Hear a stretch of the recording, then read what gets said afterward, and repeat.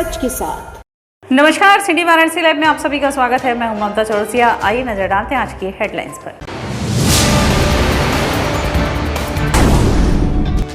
जिला विधिक सेवा प्राधिकरण के तत्वाधान में मनाया गया हिंदी दिवस, शामिल हुए जिला जज भी। नौनीता कुंवर पब्लिक स्कूल सुसवाई में धूमधाम के साथ मनाया गया हिंदी दिवस का कार्यक्रम। महिलाओं ने सुरैया पूजन की निभाई परंपरा, कोविड के चलते इस वर्ष भी नहीं लगा मेला। और कोरोना के संभावित तीसरी लहर को देखते हुए मंडलीय अस्पताल में बनाया गया बच्चों का विशेष वार्ड। और अब खबरें विस्तार से। जिला विधिक सेवा प्राधिकरण के तत्वाधान में वाराणसी के कचहरी परिसर स्थित मनोरंजन कक्ष में मंगलवार को जिला जज डॉक्टर अजय कुमार विशेश्वर के नेतृत्व में हिंदी दिवस मनाया गया। जिला विधिक सेवा प्राधिकरण के तत्वाधान में वाराणसी के कचहरी परिसर स्थित मनोरंजन कक्ष में मंगलवार को जिला जज डॉक्टर अजय कुमार विशेश्वर के नेतृत्व में हिंदी दिवस मनाया गया। कार्यक्रम का शुभारंभ मां सरस्वती के चित्र पर माल्यार्पण कर शुरू किया गया। इस अवसर पर मुख्य अतिथि जनपद न्यायाधीश डॉक्टर अजय कुमार विशेश्वर ने अपने संबोधन में कहा कि हिंदी हमारी राष्ट्रीय भाषा है। हमें बोलचाल के साथ साथ लिखने पढ़ने में भी हिंदी का प्रयोग अधिक से अधिक करना चाहिए। जो मिठास इस भाषा में है, दूसरी किसी भाषा में वो नहीं मिल सकती।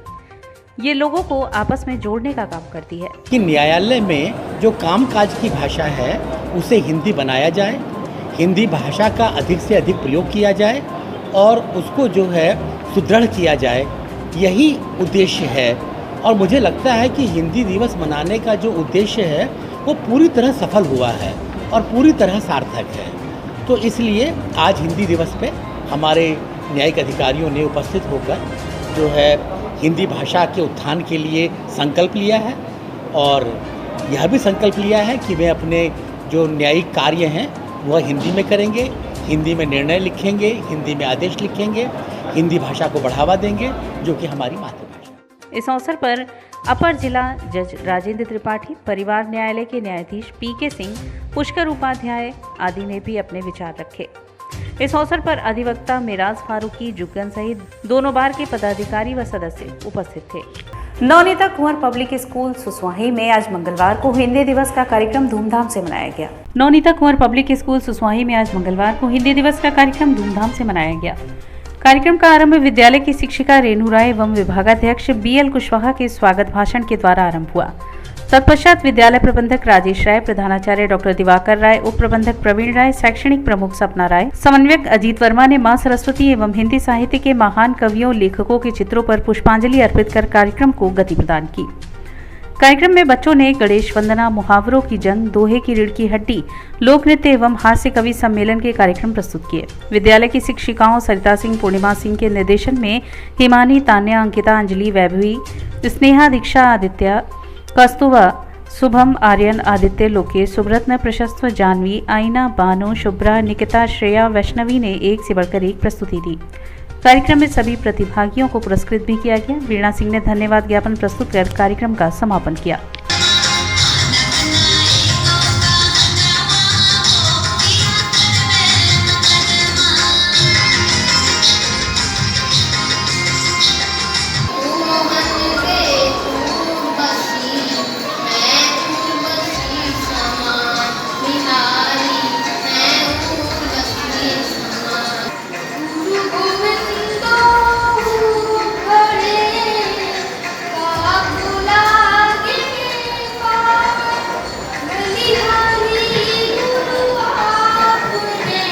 बच्चों ने कविता पाठ, दोहा प्रस्तुति, निबंध प्रतियोगिता, भाषण और अपने विविध रूपों में हास्य व्यंग्य की कविता प्रस्तुत की, जो हिंदी के इस दिवस पर सबसे ज़्यादा जोर दिया गया कि आप अपनी मातृभाषा में ही अपने विचारों का आदान प्रदान करें। कोरोना महामारी के तीसरे वेव के संभावित खतरे को देखते हुए वाराणसी के मंडलीय अस्पताल कबीरचौरा में बच्चों के लिए एक स्पेशल वार्ड एचडीयू बनाया गया। कोरोना महामारी की तीसरी वेव के संभावित खतरे को देखते हुए वाराणसी के मंडलीय अस्पताल कबीरचौरा में बच्चों के लिए एक स्पेशल वार्ड एचडीयू बनाया गया है। यह वार्ड एक्स्ट्रा एडवांस टेक्निक से लैस है। इस वार्ड में कुल 8 बेड है। हर बेड पर ऑक्सीजन की सुविधा उपलब्ध है। हर बेड पर बच्चों के पल्स और हार्ट बीट को मॉनिटरिंग के लिए मशीनें लगी हुई हैं। कोरोना के तीसरे वेव में सबसे ज़्यादा खतरा बच्चों को ही है। कोरोना के तीसरे वेव को लेकर सभी चिंतित हैं। लहर संभावित है और शायद बच्चों को प्रभावित ज़्यादा कर सकती है, लेकिन अभी ऐसा कुछ भी नहीं है।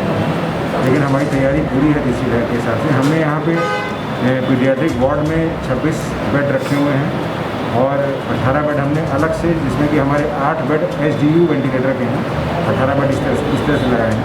लगभग 44 बेड हमने रखे हैं और हमने उसके एक मॉक ड्रिल भी किया एक निर्धारित तिथि पर, जिसमें कि अगर बच्चा कोई आता है तो उसको कैसे भर्ती करेंगे, क्या करेंगे, और जो भी उसके लिए आवश्यक एक्सेसरीज हैं उनको हमने इकट्ठा कर दिया है। कुछ एक आध इंस्ट्रूमेंट्स और भी हैं जिनको कि हम प्रिपेयर कर रहे हैं और शीघ्र ही हमारे पास आ जाएंगे। हमारी तैयारी पूरी है। दीनदयाल अस्पताल में भी डेंगू मरीजों के लिए विशेष व्यवस्था की गई है। इस संदर्भ में दीनदयाल राजकीय अस्पताल इमरजेंसी विभाग के मेडिकल अफसर डॉक्टर प्रवीण प्रताप ने बताया कि अस्पताल में डेंगू के लिए की गई है विशेष तैयारियां। बातचीत के दौरान डॉक्टर प्रवीण प्रताप ने बताया कि यहां पर डायरेक्ट डेंगू के मरीज भर्ती नहीं हो रहे हैं। अधिकारियों के दिशा निर्देश के क्रम में केवल रेफर मरीज को ही यहां पर भर्ती किया जा रहा है। उन्होंने बताया कि यहाँ डेंगू के लिए कुल 2 वार्ड बनाए गए हैं, जिसमें इमरजेंसी वार्ड में कुल 12 बेड तथा मेडिकल वार्ड में कुल 50 बेड सुनिश्चित है। साथ ही ये भी बताया कि डेंगू मरीजों की देखरेख के लिए 6 इमरजेंसी मेडिकल ऑफिस तैनात है। डेंगू के वार्ड जो है 2 वार्ड है, एक इमरजेंसी वार्ड, एक मेडिकल वार्ड, 2 जो है यहाँ पर हैं। और इमरजेंसी वार्ड में पेशेंट अभी हैं, अभी तो हमारे यहाँ पेशेंट इस प्रेजेंट टाइम में तो 6 हैं। तो वही है व्यवस्था उनके लिए। बाकी मच्छरदानी वगैरह सब वहाँ दी गई, ट्रीटमेंट चल रहा है, जिसको प्लेटलेट दिया जा रहा है। नागरिक उड्डयन मंत्री नंदगोपाल नंदी का सपा पर तीखा प्रहार हुआ, साथ ही पूर्व सीएम पर भी वो बरसे। भाजपा व्यापार प्रकोष्ठ प्रबुद्धजन सम्मेलन में पहुंचे प्रदेश के नागरिक उड्डयन मंत्री नंदगोपाल नंदी ने अजीबोगरीब बयान दे डाला। पूर्व मुख्यमंत्री अखिलेश यादव के संबंध में पूछे गए एक सवाल के जवाब में उन्होंने कहा कि जिस गाड़ी पर सपा का झंडा, समझिए उसमें कोई गुंडा बैठा है, क्योंकि जो सपा का सबसे बड़ा नेता है वह सबसे बड़ा गुंडा है। हाल ही में पूर्व मुख्यमंत्री अखिलेश यादव द्वारा सीएम योगी के ट्वीट पर किए गए पलटवार के संबंध में बोलते हुए मंत्री नंदगोपाल नंदी ने कहा कि अखिलेश पिताजी की सजाई गद्दी पर बैठ गए। पूर्व मुख्यमंत्री हैं, इसलिए हम, आप और देश के लोग उन्हें देखने लगे। लेकिन जो व्यक्ति मेहनत करके गद्दी पर बैठता है उसको सारी चीज़ें समझ में आती हैं। अखिलेश यादव के बारे में हम, आप और प्रदेश, क्योंकि पिताजी की सजाई हुई गद्दी पे बैठ गए तो अब थोड़ा देश के लोग भी देखने लगे, क्योंकि पूर्व मुख्यमंत्री जो अपने पैरों से मेहनत करके किसी गद्दी पर बैठता है तो उसको सारी चीज़ें समझ में आती हैं। अखिलेश यादव हमेशा बचकानी हरकत करते हैं। वीडियो गेम खेलना, पूरे मुख्यमंत्री काल में भी मीटिंगों में वीडियो गेम खेलते रहे। अभी टोटी कांड आपने भूले नहीं होंगे कि टोटी उखाड़ करके ले गए। और एक बहुत ही अभी करंट मुद्दा, जब पूरी दुनिया कोरोना से पूरा भूमंडल प्रभावित था, एक थूक के चाटने वाली स्थिति आई। उन्होंने कहा नहीं, ये भाजपा की वैक्सीन है, हम नहीं लगाएंगे। आदरणीय मुलायम सिंह को मैं धन्यवाद देता हूं कि उन्होंने इस देश के डॉक्टरों का सम्मान किया, इस देश के वैज्ञानिकों का सम्मान किया और उन्होंने वैक्सीन लगवाई। फिर वो जो कहावत है थूक के चाटने वाली, वो सच हुई।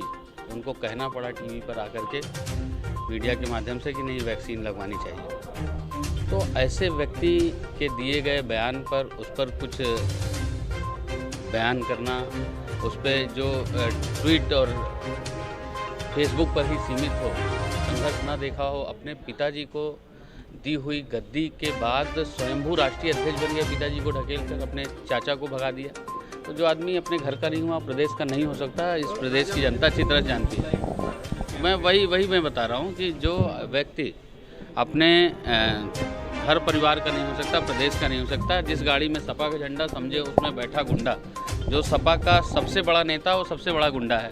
तो अपराधी गुंडे जिसमें हैं उनकी सोच ऐसी है, वो केवल और केवल अपने परिवार में ही उलझे रहे। और एक बात और कहना चाहता हूँ, जब सपा की सरकार होती थी तो कहते थे जो यादव है वो 10 लाख रुपए देगा तब नौकरी लगेगी, गैर यादव 15 लाख और 20 लाख देगा तब नौकरी लगेगी। बसपा की सरकार में कहते हैं जो शेड्यूल कास्ट है उसको 7 लाख 8 लाख रुपए देना पड़ेगा, जो अदर हैं उनको 10 लाख और 15 लाख रुपए देना पड़ेगा तब नौकरी मिलेगी। 4.5 लाख लोगों को अभी नौकरी दी गई है। एक व्यक्ति भी नहीं कह सकता कि 1 रुपये लगे हैं। यही है सबका साथ, सबका विकास और सबका विश्वास। सिर्फ नहीं है नारा, यह है उद्देश्य। मंडली अस्पताल के बाहर पैसे के अभाव में घंटों शव पड़ा रहा। अमन कबीर के सहयोग से शव का दाह संस्कार हो पाया। गरीबी सबसे बड़ा अभिशाप होता है। इसका नजारा सोमवार को मंडली अस्पताल कबीर चौरा में देखने को मिला। कैंट स्टेशन पर रहकर खाना बदोश जीवन जीने वाले लोग किस तरह से अपना जीविकोपार्जन करते हैं। सोमवार की सुबह अचानक मंडली अस्पताल कबीर चौरा में अपने बीमार परिजन मायावती को लेकर इलाज के लिए आनन फानन में लोग पहुंचे, लेकिन हालत गंभीर होने के चलते अस्पताल में भर्ती करने से पहले ही मायावती ने दम तोड़ दिया। मृतका का शव करीब 3 घंटे से इमरजेंसी के बाहर पड़ा रहा। परिवार के पास इतना पैसा नहीं था कि वो कफन दफन का इंतजाम कर पाते। तभी इस बात की सूचना किसी ने अस्पताल से समाज सेवी अमन कबीर को दिया। सूचना पाकर मौके पर पहुंचे अमन कबीर ने मृतक महिला के अंतिम संस्कार के लिए कफन दफन का इंतजाम करते हुए मणिकर्णिका घाट पर अंतिम संस्कार कराया। तबीयत खराब है। कब मरी है? 8 बजे मरी है सुबह में। तो अभी 12 बज रहा है, कितने देर बाहर आप लोग रहे? 3 घंटा तक रहे हम लोग। तो अमर कौन कर रहा है? अमन भाई। अमन भाई लोग का कहना है लगभग 2 घंटे से निधन हुआ, 2 घंटे तक शव बाहर पड़ा हुआ था। तो अब इनकी मदद करते इनके ही नहीं, वाराणसी में कोई भी ऐसा परिवार रहेगा उसकी मदद हम 24 घंटा अंतिम संस्कार के लिए, क्योंकि ये मोक्ष नगरी है, अब मोक्ष दिलाना मेरा काम है। तो अब मोक्ष के लिए ले आ रहे हैं लोग। अब हम लोग अंतिम संस्कार कराने के लिए मणिकर्णिका घाट जा रहे हैं। कंधा देने वाले भी मेरे पास नहीं थे। मोनू बाबा, हिंदू युवा वाहिनी के लोग सोशल मीडिया पर देख करके ये लोग भी आए, सभी लोग कंधा देने और पूरी टीम आ गई है। और अंतिम संस्कार के लिए कंधा देने, यही काशी का एक बहुत बड़ा पहचान है कि कंधा देने भी लोग आ जाते हैं। और यहाँ वक्त उछला है एक छोटे से ब्रेक का, मिलते हैं ब्रेक के बाद। वाराणसी लाइव सच के साथ। Best fundamental lab, best faculty, best placement set. We are proud to be a student of JDSL. I am a student of Jeevandeep Mahavidyalaya. I am proud of Mahavidyalaya for excellent faculty, best support and best infrastructure and best placement. Best fundamental lab, best faculty, best placement set. We are proud to be a student of JDSL. I am a student of Jeevandeep Mahavidyalaya. I am proud of Mahavidyalaya for excellent faculty, best support and best infrastructure and best placement. I'm a great mother.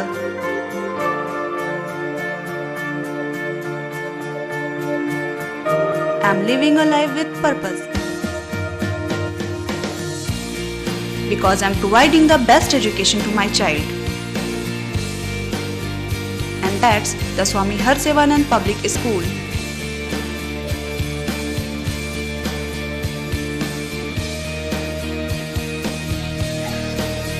Harsevanand Public School provides value-based education. Admission open for nursery to class 11th. Harsevanand Public School and Hostel, Galwa Ghat, Dhanpurwa and Jagatganj, Varanasi.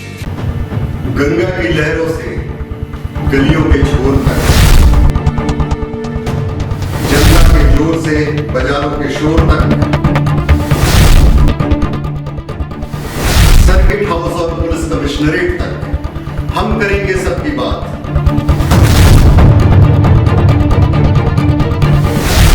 देखिए मेरे साथ बनारस की बात। Corona virus ने देश में एक बार फिर से रफ्तार पकड़ ली है। ऐसे में जरूरी है कि सभी लोग पूरी एहतियात बरतें। घर से बाहर निकलते समय मास्क का सदैव प्रयोग करें। समय समय पर हाथों को सैनिटाइजर से सैनिटाइज करें। ज्यादा भीड़ भाड़ वाली जगहों में जाने से बचें। 2 गज की दूरी का पालन करें। स्वस्थ रहें, सुरक्षित रहें। जनहित में जारी वाराणसी लाइव। वाराणसी लाइव सच के साथ। और ब्रेक के बाद पुनः आपका स्वागत है। हरे कृष्ण हरे राम संकीर्तन सोसाइटी का श्री राधाष्टमी पर 3 दिवसीय महोत्सव शुरू हो गया है। धार्मिक संस्था हरे कृष्ण हरे राम संकीर्तन सोसाइटी के द्वारा श्री राधाष्टमी पर आयोजित 3 दिवसीय महोत्सव का प्रारंभ हुआ। महमूदगंज स्थित माहेश्वरी भवन में आयोजित इस महोत्सव का शुभारंभ सायं 5:30 बजे हरे कृष्ण महामंत्र एवं हरि नाम से प्रारंभ हुआ, जिसमें मोहन प्रभु, राम कुमार प्रभु तथा लक्ष्मी नारायण प्रभु ने गायन प्रस्तुत किया। तत्पश्चात तुलसी महारानी की आरती हुई। तुलसी कृष्ण प्रेयसी नमो नमः में अर्चन सेवा पुजारी श्री संजय प्रभु के नेतृत्व में वंदना माताजी तथा गायन पद्मिनी माताजी ने किया। इसके बाद श्री राधा कृष्ण के युगल अवतार श्री चैतन्य महाप्रभु जी की आरती अशोक प्रभु जी तथा अर्चन पुजारी संजय प्रभु द्वारा किया गया। इस दौरान जय जय गोरा चादरे आरती को शोभा बोल के साथ ही नृसिंह वंदना दिनेश प्रभु द्वारा भावपूर्ण गायन प्रस्तुत किया गया। इस दौरान महामंत्री के गायन पर भक्तजन नाचते गाते झूमते रहे। श्री राधा गोविंद देव जी, श्री जगन्नाथ जी, बलदेव जी एवं सुभद्रा महारानी एवं चैतन्य महाप्रभु जी तथा शैल प्रभुपाद के तैल चित्र को भव्य रूप से श्रृंगार एवं आकर्षण रूप से सजाया गया। इसके वैष्णव भजनों ने एक के एक कई भजनों की भजनों प्रस्तुति की। इन प्रस्तुत भजनों पर भक्तगण भाव विभोर होकर ऐसा नृत्य कर रहे थे मानो श्री गोकुल तथा श्री धाम बरसाना माहेश्वरी भवन में उतर आया हो। श्री राधा मानव गायन पूनम माताजी तथा प्रियंका माताजी के द्वारा जय राधा माधव जय कुंज बिहारी के साथ कार्यक्रम को विराम दिया गया। संपूर्ण कार्यक्रम प्रशासन के द्वारा जारी कोविड गाइडलाइन के तहत सामाजिक दूरी को ध्यान में रखते हुए संपन्न किया गया। वार्षिक उत्सव चल रहे हैं, आज राधाष्टमी है और ये 3 दिवसीय कार्यक्रम चलता है, जिसमें हम सारे भक्त भजन नृत्य करते हैं, गाते हैं, भगवान का प्रसाद लेते हैं। हमारे और भी भक्तजन प्रसाद लेते हैं। 3 दिवसीय कार्य होता है, जिसमें आज तुलसी आरती, गौर आरती, फिर नरसिंह आरती से हम लोग शुरू करते हैं। फिर हरि नाम संकीर्तन के साथ महाप्रसादम भी होती है। सभी भक्त अपना गायन भजन कीर्तन करते हैं। बहुत खुशी से उल्लास से हम लोग मनाते हैं। राधा अष्टमी कहते हैं। कोविड के चलते इस बार भी लक्ष्मी कुंड में सोरैया मेला नहीं लगा। फिर भी धन धान्य और पुत्र की कामना के साथ महिलाओं ने सोरैया पूजन की परंपरा निभाई। विघ्नहर्ता भगवान गणेश की पूजन के उपरांत काशीवासियों ने महालक्ष्मी का आह्वान किया। धन धान्य और पौत्र की कामना के साथ महिलाओं ने सोरैया पूजन की परंपरा का निर्वहन किया। कोविड प्रोटोकॉल को देखते हुए सोरैया मेला तो नहीं सजा, लेकिन श्रद्धालुओं ने माता लक्ष्मी के दर्शन किए। मां भगवती को 16 गांठ का धागा अर्पित करके श्रद्धालुओं ने बांधा और 16 दिवसीय अनुष्ठान का संकल्प भी लिया। सोमवार को मां लक्ष्मी मंदिर में सोरैया पूजन की परंपरा निभाई। माता को 16 गांठ के धागे को अर्पित किया गया। इसके बाद यही प्रसाद स्वरूप ये घर परिवार और रिश्तेदारों में अनुष्ठान करने वाली महिलाओं को वितरित हुआ। लक्ष्मी कुंड स्थित मां लक्ष्मी के मंदिर में प्रातःकाल मां लक्ष्मी, सरस्वती और मां भगवती के तीनों स्वरूपों का पूजन किया गया। पहले दिन 16 दिनों तक व्रत रखने वाली महिलाओं ने मां को 16 गांठ का धागा अर्पित किया। 16 दाना चावल की 16 पुड़िया और 16 दूर्वा अर्पित किया। इस दौरान माता के स्वरूप की 16 परिक्रमा करने पर रोक होने की वजह से महिलाएं इससे वंचित रही। सुख समृद्धि, लक्ष्मी प्राप्ति, परिवार में प्रसन्नता और 16 दूध, 16 चावल, 16 प्रकार के ही सारे पदार्थ इनको चढ़ता है, भोग लगता है। 16 चावल है, 16 दूब है, 16 गांठ का धागा है। हाथ में दाहिने हाथ में पुरुष बांधते हैं, बाएं हाथ में स्त्रियां बांधती हैं और ये धागा लेकर के जो है 16 दिन तक जो है महालक्ष्मी जी का व्रत किया जाता है और इसके बाद 16 साल बाद उद्यापन किया जाता है। उद्यापन करने के बाद ये व्रत का जो है उस जीवन में जो है उस व्यक्ति से व्रत से जो है छुटकारा पाए। मंदिर के पुजारी ने इस व्रत के संदर्भ में बताया कि माता पार्वती ने महालक्ष्मी को प्रसन्न करने के लिए काशी में यह पूजन किया था। उन्होंने 16 कलश स्थापित करके पूजन किया और महालक्ष्मी प्रसन्न हुई थी। उन्होंने माता पार्वती को पुत्रवती होने का वरदान दिया और कहा कि जो भी यह 16 दिनों का व्रत अनुष्ठान करेगा उसको धन धान्य, सौभाग्य और पुत्र की प्राप्ति होगी। कोविड-19 का जो प्रोटोकॉल है फॉलो करते हुए आप करवाइए और मेला वगैरह जो बाहर की दुकानें लगती थी सब बंद रहेगा। मंदिर के अंदर जो कथा वथा होता था वो बंद रहेगा। मंदिर में परिक्रमा जो होता था वो बंद रहेगा और सभी भक्तों से भी अनुरोध है कि वो लोग थोड़ा प्रोटोकॉल का ध्यान में रखते हुए दर्शन करें। यहाँ पर अनावश्यक रूप से ना रुकें, यहाँ पर दिया बत्ती ना जलाएं, पोखरे पे चले जाएं। वहाँ पीछे पोखरा है, वहाँ पर्याप्त जगह है, वहाँ पर अपना आरती पूजा करें। वहीं पर वो परिक्रमा भी अगर चाहें तो पोखरे की एक परिक्रमा लगाने की भी मान्यता है। एक परिक्रमा लगाएंगे तो माँ की परिक्रमा मान्य हो जाती है। 16 दिनों तक गुलजार रहने वाले लक्ष्मी कुंड पर कोविड के चलते इस बार भी कोरोना संक्रमण के कारण सन्नाटा पसरा रहा। पूर्व में लक्ष्मी कुंड परिसर 16 दिनों तक गुलजार रहता था। मेला लगने से पूरे क्षेत्र में रौनक बनी रहती थी। कोरोना संक्रमण के कारण सुरैया मेला नहीं सजने से दुकानदार भी निराश है। समाजवादी व्यापार सभा 19 सितंबर को व्यापारी मंडल सम्मेलन का आयोजन करेगा। समाजवादी व्यापार सभा के प्रदेश उपाध्यक्ष एवं पूर्वांचल प्रभारी प्रदीप जायसवाल ने आज मंगलवार को पराणकर भवन में आयोजित प्रेस वार्ता में बताया कि रविवार 19 सितंबर को पिपलानी रोड स्थित सरोजा पैलेस के बैंकेट हॉल में समाजवादी व्यापार सभा वाराणसी मंडल के तत्वाधान में 1500 व्यापारियों की एक भव्य व्यापारी मंडलीय सम्मेलन आयोजित की गई है। सम्मेलन के मुख्य अतिथि समाजवादी व्यापार सभा के प्रदेश अध्यक्ष एवं सहारनपुर के विधायक संजय गर्ग एवं कार्यक्रम उद्घाटनकर्ता व विशिष्ट अतिथि के रूप में वाराणसी स्नातक खंड क्षेत्र के एमएलसी आशुतोष सिन्हा होंगे। प्रदीप जायसवाल ने यह भी बताया कि सम्मेलन में विभिन्न व्यापारिक संगठनों एवं मंडलों द्वारा विभिन्न ट्रेड के व्यापार जैसे गल्ला, किराना, सराफा, इलेक्ट्रॉनिक, होटल, फर्नीचर व्यवसाय आदि में केंद्र एवं प्रदेश की नीतियों द्वारा सरकारी विभागों द्वारा व्यापारियों को आ रही दिक्कतों और उसके निवारण हेतु सुझाव पत्र दिया जाएगा, जिसे आगामी 2022 के विधानसभा में समाजवादी पार्टी के घोषणा पत्र में शामिल किया जाएगा। सम्मेलन में मुख्य अतिथि द्वारा 11 व्यापारियों का सम्मान किया जाएगा। 19 सितंबर 2021 को रविवार को वाराणसी में बहुत बड़ा व्यापारियों का एक मंडली सम्मेलन किया जा रहा है। उस मंडली सम्मेलन में लगभग 1500 व्यापारी शिरकत करेंगे, जिसमें वाराणसी, चंदौली, जौनपुर, गाजीपुर के हमारे व्यापारी और प्रतिनिधि रहेंगे। समाजवादी व्यापार सभा पूरे प्रदेश में 18 मंडलों में मंडली सम्मेलन कर रही है। उसी क्रम में 18 मार्च को मिर्ज़ापुर है, 18 सितंबर को मिर्ज़ापुर में है और 19 सितंबर को बनारस में है। इस सम्मेलन में हमारे मुख्य अतिथि समाजवादी व्यापार सभा के प्रदेश के अध्यक्ष और सहारनपुर सदर के विधायक माननीय संजय गर्ग जी होंगे और विशिष्ट अतिथि के रूप में हमारे वाराणसी स्नातक खंड के हमारे एमएलसी आशुतोष सिन्हा जी होंगे। इस कार्यक्रम के माध्यम से हम लोग व्यापारी साथियों को विश्वास देना चाहते हैं कि समाजवादी पार्टी आपके साथ है। आप समाजवादी पार्टी को विश्वास करिए। बीएचयू एनएसएस के विशेष शिविर के तहत महापुरुषों की प्रतिमा की सफाई के साथ साथ स्वच्छता जागरूकता रैली निकाली गई। काशी हिंदू विश्वविद्यालय राष्ट्रीय सेवा योजना के तत्वाधान में आजादी का अमृत महोत्सव कार्यक्रम के अंतर्गत चल रहे 7 दिवसीय विशेष शिविर के तीसरे दिन स्वयं सेवकों ने काशी हिंदू विश्वविद्यालय के मुख्य द्वार पर स्थित भारत रत्न महामना पंडित मदन मोहन मालवीय की प्रतिमा की सफाई की और वहां पर स्वच्छता के कार्य किए गए। कार्यक्रम के चौथे दिन एनएसएस के कार्यालय से एक रैली निकाली गई, जो बीएचयू कैंपस के विभिन्न स्थानों से होते हुए पुनः कार्यालय पर पहुंचकर समाप्त हुआ। डॉक्टर बाला लखेंद्र ने बताया कि शिविर में अमृत महोत्सव के तहत आज जागरूकता अभियान चलाया गया, जिसमें एनएसएस कार्यकर्ताओं ने हाथ में तख्तियां लेकर नारे लगाते हुए चल रहे थे। भारतीय स्वतंत्रता के 75 वर्ष पूरे हुए हैं और माननीय प्रधानमंत्री श्री नरेंद्र मोदी जी ने पूरे देश में अमृत महोत्सव की घोषणा की है और ये अमृत महोत्सव का कार्यक्रम पूरे देश में चल रहा है। राष्ट्रीय सेवा योजना काशी हिंदू विश्वविद्यालय के तत्वावधान में ये अमृत महोत्सव को समर्पित विशेष 7 दिवसीय शिविर का आयोजन किया गया है, जिसका शुभारंभ 11 सितंबर को किया गया था और 11 सितंबर को स्वामी विवेकानंद का वो जो महत्वपूर्ण दिवस है वो हम सभी जानते हैं और उस दिन से लेकर ये शिविर 17 सितंबर तक चलेगा, जो हमारे माननीय प्रधानमंत्री जी का जन्मदिन भी है। तो इन 7 दिनों में हमारे जो युवा हैं अलग अलग कार्यक्रमों में हिस्सा ले रहे हैं। अभी हम लोगों ने स्वच्छता अभियान चलाया पूरे परिसर में, वो पूरे परिसर में महामना पंडित मदन मोहन मालवीय की प्रतिमा को बच्चों ने कल साफ किया था, धोया और उसके अलावा हम लोग यहाँ पर जो कैंपस की सफाई कर रहे हैं। आज हम लोगों ने स्वच्छता अभियान को लेकर एक पदयात्रा का आयोजन किया था, जो राष्ट्रीय सेवा योजना कार्यालय से आरंभ होकर ये महामना पंडित मदन मोहन मालवीय भवन तक गई और फिर वहाँ से ये यात्रा DSW चौराहा होते हुए कला संकाय होते हुए फिर यहाँ पर आकर सभा में परिणत हुई।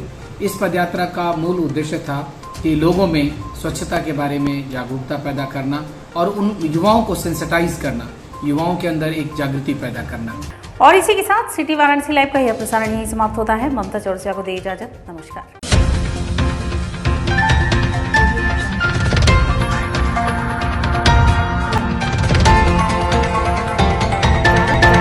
लाइव सच के साथ।